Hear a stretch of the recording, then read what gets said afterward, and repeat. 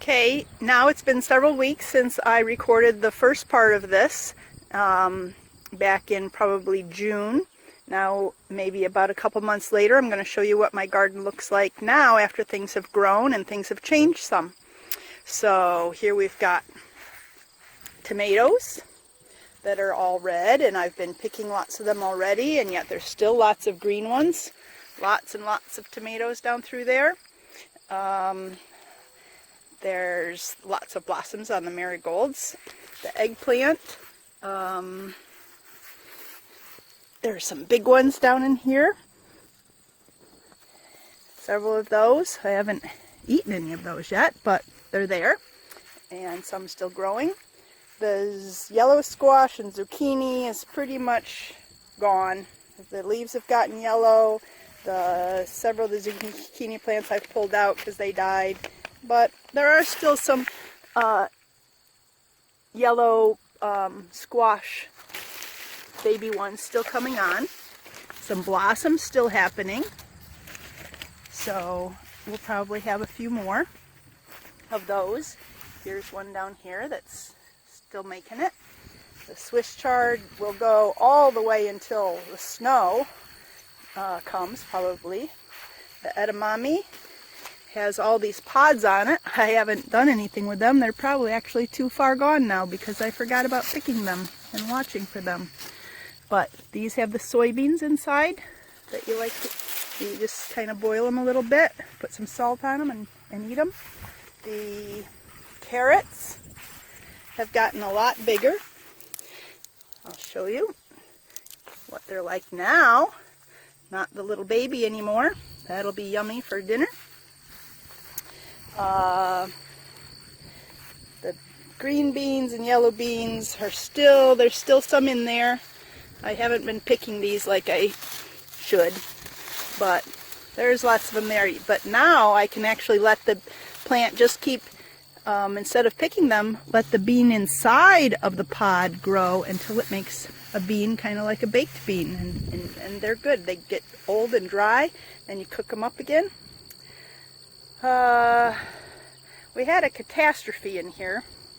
A few weeks ago there was a bad, very strong windstorm, and my whole trellis fell over, and it pulled up my squash plants that were growing on it, and it fell into my tomatoes, and it crushed my cages, and it fell into the raspberries. So things are pretty messy out here now, but I wanted to show you kind of what is going on anyway. So here we've got plenty of good big beets. So those are ready to cook and eat, and those are sweet. I don't know if you guys like beets, but you should definitely give them a try because they are yummy. I'll put them here with my carrot. My granddaughter loves beets. Nobody told her that kids weren't supposed to like beets, so she just discovered that they were delicious. So again, lots of tomatoes, lots of them coming on. I'll can those, preserve them so I can keep them in the winter. They'll be in my basement in a nice sealed jar, and I can make lots of soup with them and sauce with them. I can make salsa, all kinds of things. The raspberries that I had earlier, we got some bees flying around here again, doing their job. The raspberries that I had earlier in July are all gone. And then this is the fall crop that's starting to come out on the new canes, and the ones that produced earlier this summer need to be cut out because now they're just kind of dead and gone, and they've done their thing. So I'm going to cut out all these brown ones, and then the new canes that come up during the summer have a first crop in the fall. So those are still coming on. They'll be delish. The grape tomatoes over here did their thing. They weren't very many, but you can see that they did ripen. This time of year, the thistles have bloomed and blossomed, and lots of birds like to eat the seeds that are growing on here. But I just think they're kind of a pain because the cows eat around them. They're prickly, but the birds do like the thistle seeds. And they are pretty. You have to admit, they are pretty. There's a bee right there doing it, enjoying the nectar from the flower. So lots of things, lots of God's creatures depend on the things that grow from the earth. Even if we don't eat it as people food, the bees, the insects, the mice, etc. like to eat it. Oh, I was going to show you over at my carrots that the mice have been nibbling the tops of my carrots. So what grows feeds more than just people. It feeds all of God's creatures, the insects, the mice and the snakes and foxes and woodchucks and rabbits and all kinds of things depend on the things that grow. There's the asparagus that's really gone to seed. Oh, I was going to tell you, everything that grows is trying to duplicate itself, to make more of itself, which is why the thistle has all these flowers that then go to seed, and all these have a bunch of little seeds that are developing down in there, and they will make new, it's not really going to show you very well, but those have seeds right at the end of them. These will fly through the air and land somewhere and try to make a new plant. Sometimes things multiply from their roots. The roots run underneath the ground like the raspberries, and they're always trying to make new plants and duplicate themselves. So here's my raspberries, and here's one that has just gone a couple feet away, and now I consider it a weed because it's not where I want it. But it'll come up out here in my garden bed, down at the roots. They just keep trying to spread. So everything in some way is trying to duplicate itself. Inside of the tomato are seeds. The seeds would grow 100 more tomato plants. The seeds inside of the eggplant or the squash or anything is the same way. It's trying to make seeds. If you let it go long enough, instead of eating it when it's young, it'll make seeds that could be planted and make more. So here's the potatoes, and I'm going to show you some buried treasure, hopefully. If I can do this with one hand. So the plants have died down. Actually, the cows came and nibbled off the top of my plants, so I don't know how well they grew under there. But the plants are pretty much died down. There's not going to be much of anything more happening here. I actually grew these in a bunch of old hay. Hardly had any soil at all. So let's see. Look what we're seeing. These are red potatoes. So you dig down, these potatoes grow in the roots. So if you dig, you're going to find, more buried treasure. And they would be delicious for my dinner. And something has been nibbling this. So some little mouse probably discovered that there were potatoes growing in here and decided to help themselves to my little cafeteria. There's another one. Got to constantly fight. If I want the food, I've got to beat them to it. There's some little ones. They'll never grow much bigger this year. The onions have gotten bigger. I could eat these at any point. And they were just here around the edge. So you can actually use like a potato fork is what I was trying to show you. Potato fork, and you gently you're hoping you're not spearing a potato, and you can dig deep, and usually you find a lot more potatoes down inside the hill. So that's just an idea of where your potatoes come from. They grow down in the soil. Now we want to keep them covered until I come back out and pick them up, because the sun can put sunburns on them and they don't taste so good when you do that. So you want to keep them in a dark place. So my kale is up here. I didn't do anything with this much this summer. I made some kale chips because my granddaughter likes to eat the kale chips, so we did do some. But there's a lot that are not being loved like they should. But they're yummy when you put them in the oven, dry them down, put a little olive oil and salt on them, and get them all crunchy. Yum. Okay, here's the section of my garden where the storm ripped my squash plants out a lot from the trellis blowing over. But I wanted to show you that there are some butternut squash that survived, and these funny striped ones are called delicata. And my daughter says they're yummy, but I have not had them yet. I'm going to try those. Aren't they cute? But I'd add a quick comment about Swiss chard in case you're not familiar with it. Its leaves are like spinach, and you can eat the stalks also. If you cook them up, they don't have much flavor, but if you cook them up, they're fine. They come in different colors. Here's some red.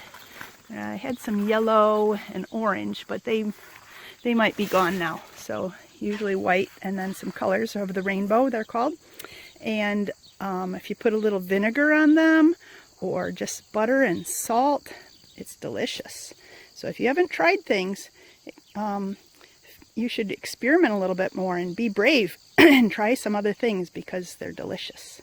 I'll show you across the road from our house, our neighbor has a pear tree, apple trees. In fact, there were probably 100 trees behind their house years ago where we used to get them, but here's 3 in their front yard, several varieties of pears, and if it's a good year, I like to make lots of applesauce from the trees, apples that usually fall on the ground. They're not ready yet, they're still little, but they're still growing. This fall, when you might go apple picking with your family, is when the pears and apples get ripe. But meanwhile, we have been enjoying peaches this summer. So lots of things grow. Even if it's not from your garden, it would be an orchard if it were fruit, is what you call a fruit garden, would be an orchard. So here I am back at the cornfield. This is cow corn. If you saw the first video that I did a few weeks ago, the tassel had not sprouted up off the top yet, and the ears hadn't formed, but I told you that they would. And so, again, the tassel has pollen and that falls down onto the silk of the corn. There's some right there where it's, oops, am I seeing it? Sorry, seeds, the pollen gets caught in the silk, and it makes inside the husk all the little kernels of corn. Every one of those kernels that we like to eat for people corn, we call sweet corn, is a seed. Every one of those corn kernels is a seed, whether it's popcorn or cow corn or people corn or Indian corn or whatever. This plant is also trying to duplicate itself and make hundreds of seeds from one seed that grew that corn stalk. I'll show you some sweet corn soon. Cornfield of cow corn. So again, the farmer is feeding animals, not just themselves and not just people directly, but if we feed the cows or the pigs or something, the corn, the animals that eat the corn, then we might have the meat from that animal someday that then feeds people or feeds another animal.